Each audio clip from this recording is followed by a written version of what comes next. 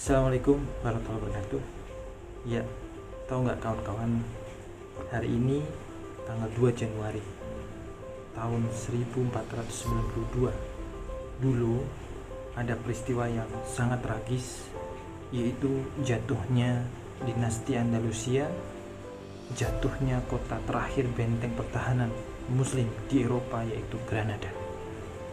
Setelah 800 hampir 800 tahun menjadi mercusuar peradaban Islam, menjadi penyebar cahaya Islam di benua biru atau Eropa, terpaksa harus lenyap hingga saat ini, dan kemudian sekarang terkenal dengan negara yang namanya Spanyol dan juga Portugal. Apa kira-kira penyebabnya, kawan-kawan? Ternyata yang paling krusial di antara banyak faktor yang lain adalah pertama, tentang tidak adanya mental bersatu dari para pembesar pemimpinnya. Andalusia kemudian harus terpecah menjadi lebih dari 20 negara bagian yang masing-masing tentunya perpecahan ini tidak akan terjadi kecuali adanya niat yang berbeda selain niat Izatul Islam. Niat apa itu? Yaitu tentang hubud dunia, keinginan berkuasa segelintir orang dan kelompok. Itu yang pertama. Setelah kemudian jatuh kota demi kota, terakhir adalah kota Granada. Setelah 250 tahun bertahan, tanggal 2 Januari tahun 1492 jatuh karena pengkhianatan dari dalam. Itu yang kedua. Penyebab yang paling krusial adalah pengkhianatan. Diketahui ada 3 tokoh sentral pengkhianatan, dan itu adalah para pemimpin, 2 orang menteri dan 1 orang faqih agama, seorang fikih atau salah satu menterinya berkata atau memberikan surat kepada ketika itu adalah Raja Ferdinand dan juga Ratu Isabella di kerajaan Kristen Kastil dan Aragon, yang mereka bersatu karena pernikahan. Isi suratnya seperti ini, kawan-kawan. Aku bersumpah demi Allah dan demi syariat, jika aku mampu memikul Granada di pundakku, aku akan membawanya kepada tuan-tuan yang mulia. Ya, ini keinginan saya. Jika saya berdusta, biarkan Allah membinasakan saya. Sebagaimana saya berharap dari Allah agar urusan ini selesai dengan baik, agar terbebas dari kaum gila itu. Ini kata-kata di suratnya itu.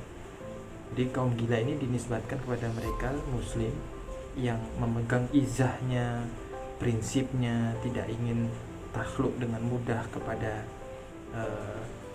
kerajaan Kristen, dan juga tidak mau disogok tentunya ya. Nah, ini menteri yang membelot ini berkata dalam suratnya seperti itu pada kerajaan Kristen. Nah, kemudian dia melanjutkan, dan saya berharap Anda yakin ya bahwa saya sungguh-sungguh pelayan tuan-tuan yang mulia. Nah, tapi sayang pemahaman mereka belum matang dan belum terbuka. Nah, yang dimaksud mereka yang belum matang, belum terbuka itu adalah yang nggak sesuai dengan menteri tadi yang mau melayani kerajaan Kristen atau mau bersekutu dengan kerajaan Kristen. Nah, jadi kawan-kawan, jatuhnya sebuah peradaban itu sebenarnya yang paling mendasar adalah karena gersangnya jiwa yang ada di pribadi-pribadi orang-orang penting, khususnya pemimpin-pemimpin suatu negeri atau suatu bangsa, sehingga akan mempengaruhi stabilitas politik maupun bahkan berpengaruh kepada kondisi mentalitas kepemimpinan, bahkan itu kepada rakyatnya. Raja terakhir di Granada ketika itu bernama Abu Abdillah Muhammad bin Al-Ahmar As-Saghir. Dia adalah pemimpin terakhir di Granada yang menandatangani dekret dengan Ferdinand dan juga Isabella tentang penyerahan kota Granada tanpa syarat. Ketika itu mereka kemudian terusir dan berpindah ke Afrika. Di sana juga ada bukit yang dijuluki sebagai bukit peratapan embusan nafas terakhir kaum Moro. Moro adalah kaum julukan dari bangsa Eropa kepada Muslim yang berhidup di dataran Iberia. Nah, di situ Abu Abdillah ini menangis sambil melihat dari kejauhan istana Granada sudah jatuh ke Ferdinand dan Isabella. Kemudian ibunya Aisyah berkata kepada putranya, "Menangislah nak, seperti perempuan yang tidak bisa mempertahankan kehormatan dan kedaulatan negaranya sebagaimana laki-laki." Maka teman-teman, hari ini adalah jatuhnya Granada, benteng terakhir umat muslim di Eropa setelah 7 abad lebih, 780-an kalau nggak salah, berkuasa menyinari Eropa dan memberikan keadilan dan rahmatan lil alamin.